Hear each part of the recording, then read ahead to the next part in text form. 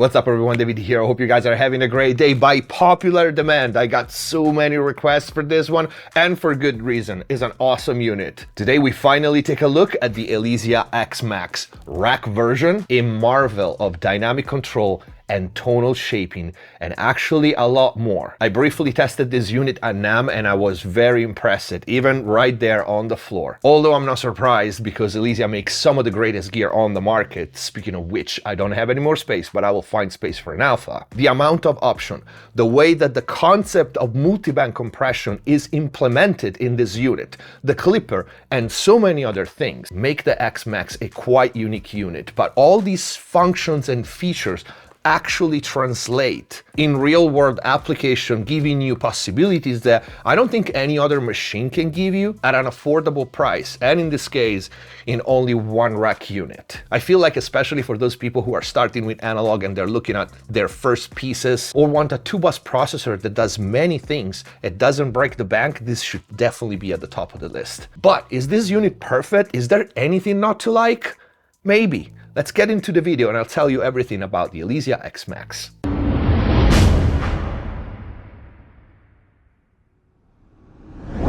Before we start, I want to point out the fact that I'm purposely wearing an Elysia blue shirt to match the faceplate. What other engineer does this? Jokes aside, check the info box down below for free plugin special discounts, offers, and of course, link to the Elysia XMAX. If you want to book mix or mastering with me, go to the website mix+tv.com. In there, you can also find all the mix and mastering courses. By the way, we have 2 new ones, and if you want to access the exclusive library of in-depth mix and mastering videos here on YouTube, click the join button, become a Mix+TV member. And if the videos are helping you, you want to support the channels, please consider using the super thanks or grab some merch. Let's get to the video. There are already several videos out there describing the unit and the functions, but I will still go through it. But I think I want this video to be a little more a how to actually use and get the best out of the XMAX than the regular usual review. So let's go through the controls and the front panel. First of all, this is a Class A circuit. That's the core of the XMAX. That means pristine audio path, which is in style with all the Elysia gear.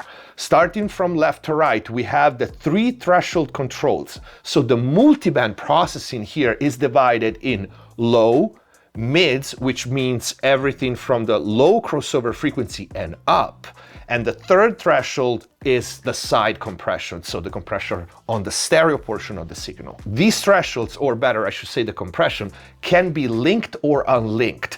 You have the link control here, which is fully variable. It goes from 100% totally linked, which means all 3 will react and compress the same exact amount than the band that is triggered more. Next to the thresholds, we have the crossover frequency. This sets the crossover between the low band and the mid band, but also it affects the gain, because this frequency here will also determine what frequency you boost when you boost the lows and the mid, okay? So these 2 are correlated. Then we have the time knob. This sets the timing of the compressor. It goes from fast to slow, and the link knob, which we said it either links the compression of the 3 bands or make them independent. Hit button is your bypass. The punch button gives us a more aggressive compression. This is what Elysia tells us, so we can imagine a higher ratio.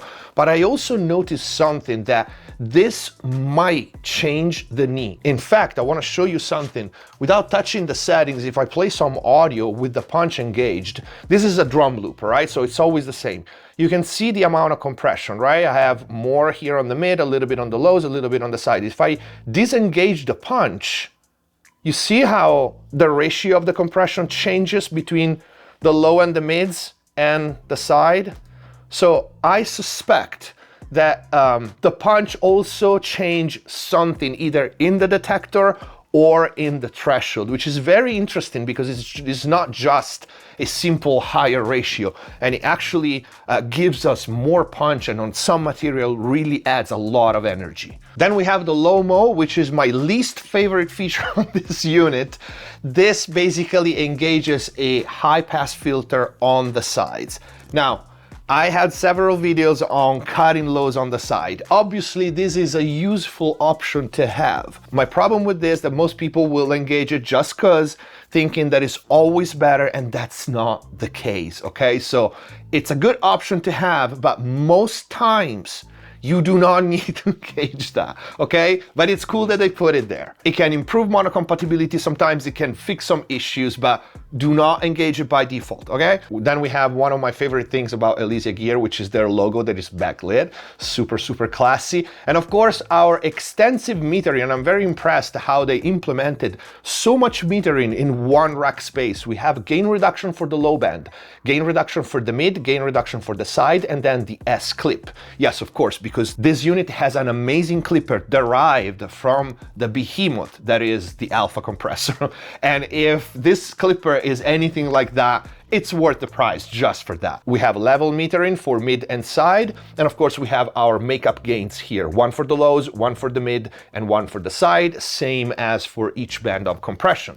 Then we have the tone knob, which is a gentle high shelf providing up to 8 dB of cut or boost. If your mix landed a little too bright, or the opposite, if you're too dark and you want to add a little air, notice that that tone, when you boost the top end, this is just my personal opinion, has a specific character and tone, which we heard in other units from Elysia, like the X filter or even higher grade equalizer that they have. It doesn't always go well with everything. So again, you have it, it's there, but use your ears, okay? Then we have the S-clip control. This, of course, controls the amount of clipping. You can see it from the metering, and we're gonna hear how it sounds on some material. I can tell you right away, this clipper is quite magic. And of course, last control is our overall level. One thing to notice is that the level, if you boost the output, or even if you reduce the output, will not affect the level of clipping. Like for example, if I boost my output all the way here, right, it's not affecting the amount of clipping. But if I'm boosting the gain, right, at the same amount of clipping, I am clipping more. So the gains come before the clipping stage. You need to keep that in mind, meaning usually you want to set your gains, your compression first and then your gains before setting the level for your clipping, because if then you compensate and you boost the gains after the fact, you're gonna end up clipping too much or more than you intended to, while instead the output level does not affect the amount of gain, okay? So that is something about the signal path that is good to keep in mind. Without further ado, let's hear it in action. Okay, when I review units, you know that I usually don't preset them, right? I just test them in real time with you guys, 100% real. But for this first example, I want to show you this because like I said, I want this video to be more of a how to use it and how to get the best out of it. And I think one of the biggest strengths of this processor, which is intended for 2-bus, is adding punch and energy. Mind you, clean punch and energy. This is not a colored unit, okay? And that's one thing that I really like about it, especially for 2-bus, you should like about it. If you want color, there are other units, but transparency will never be wrong. That's my point. I feel one of the most common things that people want out of their 2-bus processing, right? Not all the time, but many times, is more density, meaning an increased loudness and a better crest factor at the same or lower peak level. And this is what I feel the XMAX it's great at, among other things. So I prepared a quick preset basically on this track to show you the level. We have a level metering in the screen that we can take a look at. I'm gonna bypass it.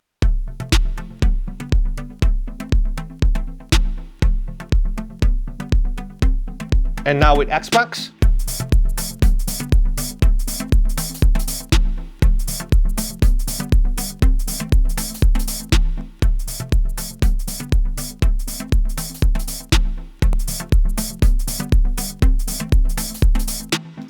okay, we actually gain, especially on the snare. I didn't push too much.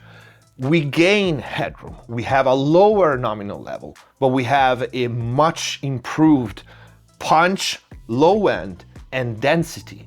And this is quite impressive. Now let's take a look at how, generally speaking, of course it depends on the material, you would achieve this. Let's see what are my settings and what did I do on this song. And I think it's a good example because he's got a lot of low end, and that proves that the clipper, it's still clean, even though I'm clipping like a good amount. Like you shouldn't clip more than that, generally speaking. But we'll also see the limit of the clip. I'll show you how and when and on what kind of material it gets too much, because you need, especially for people who are not experienced, you need to learn, because it's easy to get tricked into, oh wow, I'm saving so much headroom, but you need to learn where to hear the crunch, because like any other unit, at some point it's gonna be too much, all right? So let's take a look. If you notice, I'm gonna turn the volume down so we can see the gain reduction. I'm in punch mode because again, it helps me giving, especially the kick, a little more attack. I am linking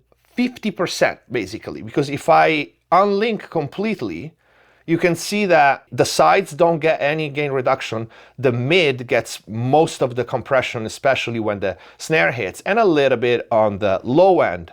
Now, if I do this and I go 50%, now I don't have that big of an imbalance between the mid channel, which gets most of the compression, and the sides, right? Because if you do that and you let the side wild without any compression when you're compressing the mid, the risk is you're gonna end up having a hollow mix, right? So much sides, you lose power in the middle. That's not what you want. And you can do this in several ways.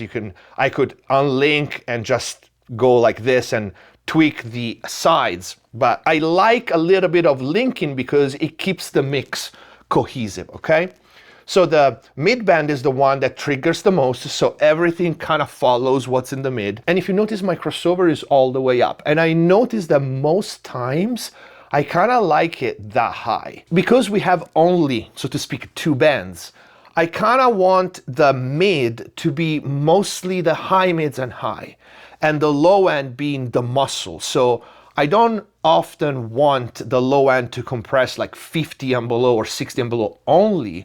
I want to massage and take care of a higher range as well. So maybe even 200, 150, 160, that range as well, okay? So I like to divide it that way for a mix. Of course, it depends on the material. Sometimes you want to hyper focus on the sub, and in that case, you would go with the crossover frequency lower, but this is just a general rule and my personal taste and the settings for this song. Now, timing is like a mid timing, right? Because this compressor, we're gonna hear it, can be very fast and very snappy. For a mix, so for two bus, I don't feel like super fast settings are fitting.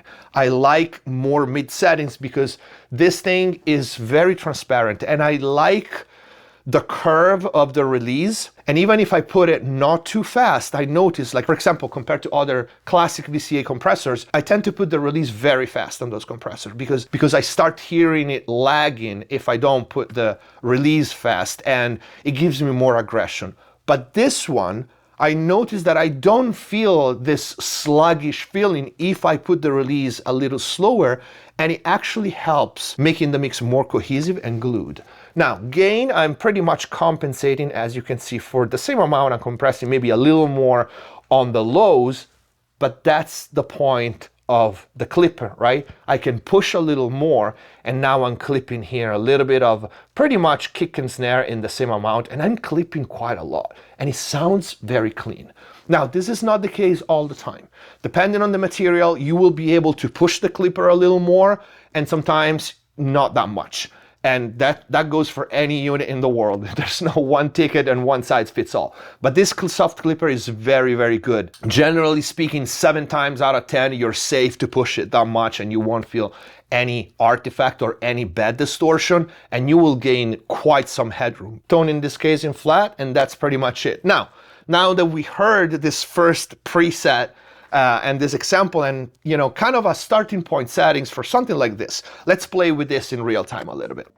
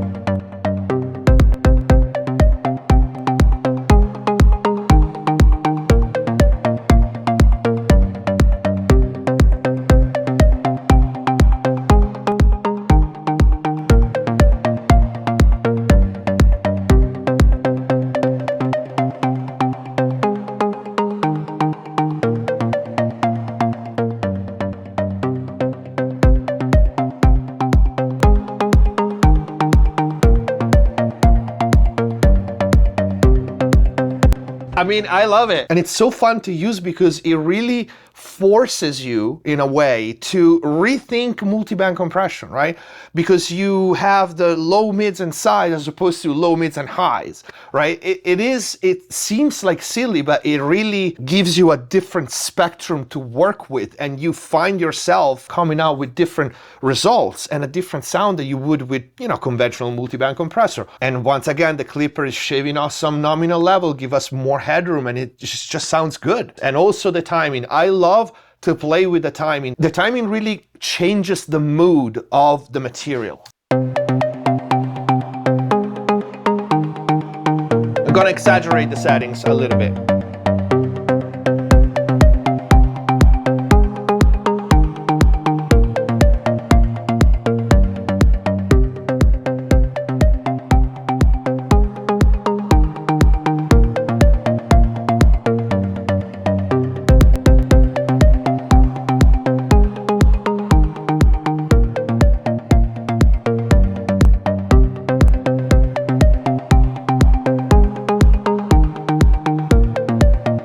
Okay, and that's another thing that I like. You don't have attack or release, right? So here there's just time. And so we hear the compressor going from I'm going with the flow versus more aggressive.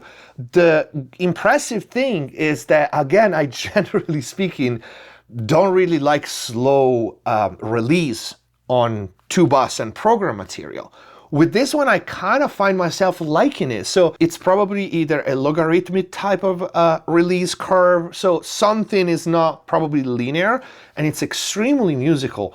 Actually more musical, I want to say, than the regular auto release on many, famous two-bus compressors. Okay, for example, this is a good example to show you that your crossover frequency is related to the gain, okay? So if I play this and I put the crossover frequency all the way low, and then I boost the gain,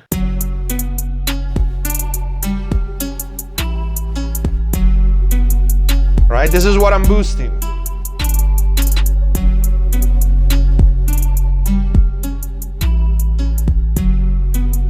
Okay, so remember, the crossover frequency, it's also the crossover frequencies from the makeup gains, okay? So in this case, this is an example in which we could put our crossover frequency kind of low and kind of try to reshape that 808.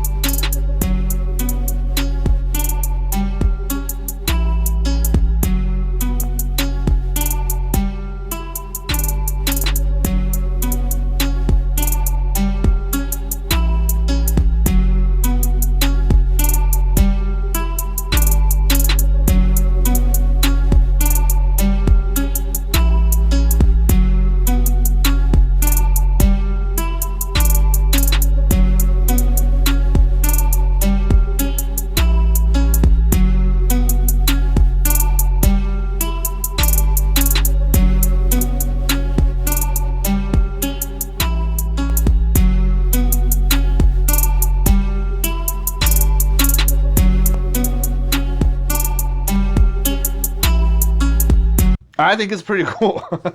So this case we are able, and notice it's not night and day. Like, I'm not trying to hype the product. Everybody bought it already. So this XMAX is a success already without me hyping it. But the cool thing is it's able to stay clean even at this low and sub-B frequencies, which is not easy. Although an 808 doesn't really need compression, because if we look at the waveform there, it's just a block already, right? So we don't need dynamic control. What we need is to make it feel like it's even deeper and extended that it is. And this is it's done very easily with this. Everything, even the snare, feels a little more pushing in your face. Yet it's still clean. It's still the same beat that we played when the unit is bypassed, okay? There's one thing to keep in mind though with this, is that the headroom both of the rack version and the 500 series version, I think it's 21 dBu. This, it's not a problem in most studios, especially home studios, but if you were to put this unit into a chain with other units that have higher headroom, you could potentially run into problems if you push those units to their limit, and this one would be kind of a bottleneck. So keep that in mind. The maximum headroom is 21 dBu, both in the rack version and the 500 series version. The second thing is, let's push the clipper, like I said earlier, to the point in which, yes, that's too much. So we kind of learn how to hear that. Heal me. I have never felt this way. Touch me. You're not to blame. I crave you as I never did before. Hold you. That's it. You need just to learn when the clipper is too much. What does it do? Some clipper sound like a broken cone, like a broken guitar amp, right? They're scratchy and they are kind of like almost a gated fuzz. They sound broken. Some other excite the top end too much, and some other smear the low end. This one, you hear, right? It's actually kind of a pleasant type of overdoing it. It definitely will lose punch on the snare because I'm clipping 50 dB. Obviously, you're not supposed to do that. But it's just to show you how does this clipper sound when you overdo it, so you can recognize it. It softens the transient. It softens the top end. Let's listen to it again. Heal me. I have never felt this way. Touch me. You're not to blame. I crave you. Right, so the snare is in the top, starts to round off, and we kind of splatter a little bit the transient. But even on this crazy settings, it's still, I mean, I heard released records that are much more badly clipped than this. So this is to say it's a very, very forgiving clipper. Not surprised, because if it's derived body alpha, what's a surprise? And it sounds really good. Let's play with this track a little. Heal me. I have never felt this way. Touch me. You're not to blame. I crave you as I never did before. Hold you on the floor. The things I buried under sound are gone with the touch of your hand. Heal me. I have never felt this way. Touch me. You're not to blame. I crave you as I never did before. Hold you on the floor.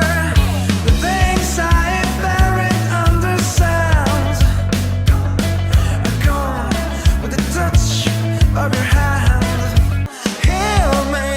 You hear how even with a little bit of compression like this, how much does it change to move the timing? We go from a snappy and alive and very reactive and aggressive type of compression, even if it's 1 dB and a half, to now the mix is sitting back. This is really a one knob groove control. This are the state of the nation. Babylon of the people in a sticky situation. It's all over creation. That's why bonus sing about the moderation. Aye. On behalf of all the people down there, so when you suffer, one way ball out to how the living get tougher. Them judgment throw them me utter. Talk it loud, me not stutter. Every morning, big guys wake up to bread and butter. And not give a damn about the people in the gutter. We sleep last night with no supper. And all the while the shit steam keep on getting tougher. Me no know about them gone. Yo, them no care about the newborn or the hungry boat where I yarn. Out of them say about your box the gun. Nice. And no listen when me want. So me say Babylon the blame pan. Yo, the whole of them me a place the attack. And this is nice. It's I'm just enhancing what is there, and I really, really appreciate how transparent it is. Even fairly fast settings for the compression. I don't feel any something weird with the crossovers and the filters, usually mid-side. You need to pay attention to that. If there's some kind of possibly in some material, some smearing on some incoherences, but there's none of that here. It sounds like the mix was like that pretty much from the get-go. Let's crunch some drums.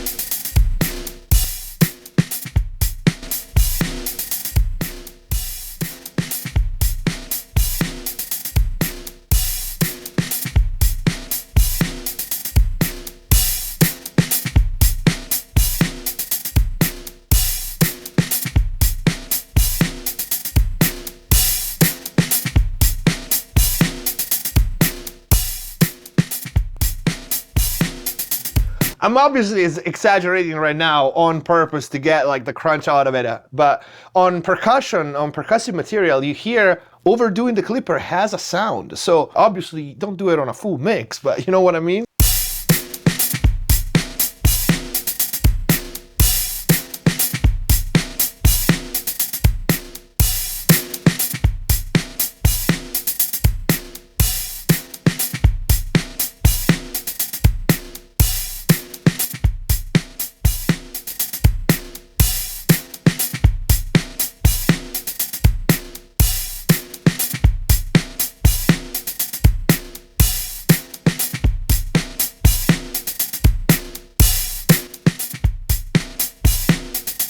It's nice, like I really like it, especially on a like 70 drums like that. The rounding off the transient is very, very cool. And I think this is it for the video. This was Elysia XMAX at MixBuzzTV. Finally, more of a how to use and get the best out of it. I hope you guys liked the video. If you did, please don't forget to leave a like, comment down below. Let me know if you have questions. You will find the link to the XMAX in the info box down below, along with other offers and free plugins. If you want to book mix and mastering with me, go to the website, mixbuzztv.com. In there, you can also find all the mix and mastering courses. Join MixBuzzTV, become a member to access all the exclusive videos. And if you want to support the channel, please consider using the super thanks or grab some merch. Thank you for watching. Subscribe if you haven't already. Stay safe.